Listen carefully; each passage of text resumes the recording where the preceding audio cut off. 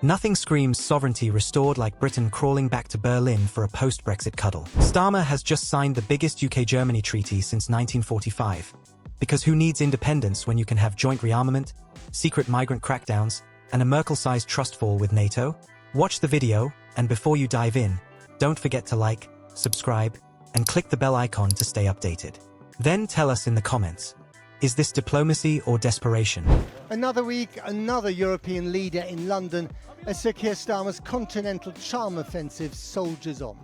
Today it's the turn of the new German Chancellor Friedrich Merz, welcome to Downing Street to sign what's been billed as the biggest UK-German treaty since 1945. How ironic is it that Britain and Germany were developing their newfound friendship around rearmament? No, it's not ironic. I think it's the sober reaction of the very security situation we're in to respective countries. We see the Russian aggression going on in Europe. We are faced with it and we have to encounter it. I mean, part of this pact, if I understand correctly, is a kind of mutual defense agreement between Britain, France and Germany. Is this kind of defensive pact, is this clause in there a kind of safety measure just in case Donald Trump has forgotten his commitment to NATO's Article 5? No, we absolutely trust the Article 5 commitment of everybody, and especially including the US. Of course, also the US.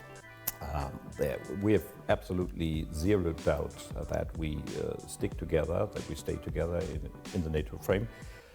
But in Europe, it's necessary. And it's an important step for us that Britain shows again that they are back in Europe in a way.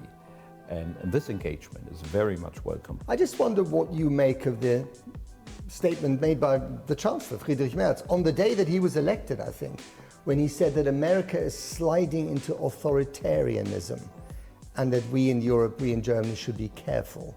What do you make of that? If I look to the MAGA movement in the Republican Party, this is something we not really understand and which is not orientated on the transatlantic relationship we know for decades now in Europe. Do you fear it? I wouldn't say we fear it, but we have to pay attention and we have to work on it. We have to be engaged on it. Friedrich Merz, of course, paid a very good visit to the Oval Office, which was successful for both sides, and He didn't get Zelensky'd. Yeah. No, not really.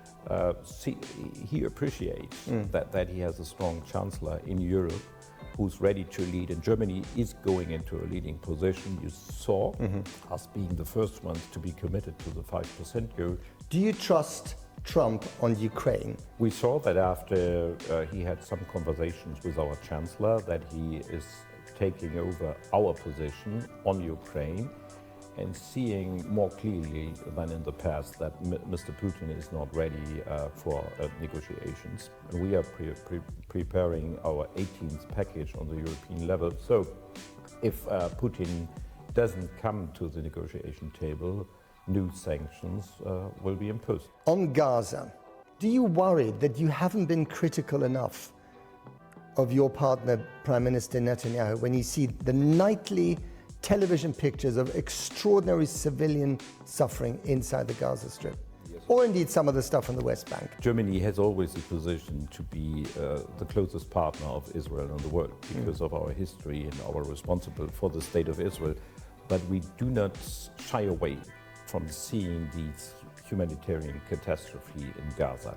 But precisely because of your historic role, isn't it incumbent on the German government, especially the German government, to say to Israel, what you are doing is possibly a war crime, definitely unacceptable in the eyes of the international community, international institutions, but also ultimately bad for the security of your own country?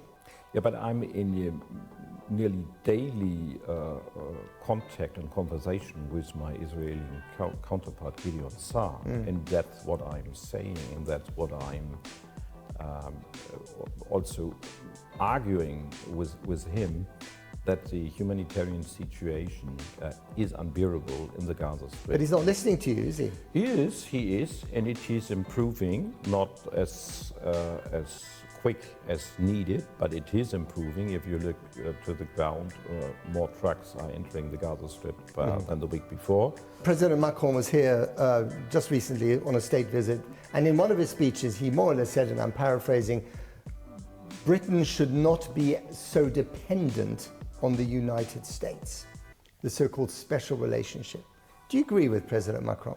I think Britons do know where their real friends are, and there are a lot of real friends in Europe, and as this pact shows, especially in Germany.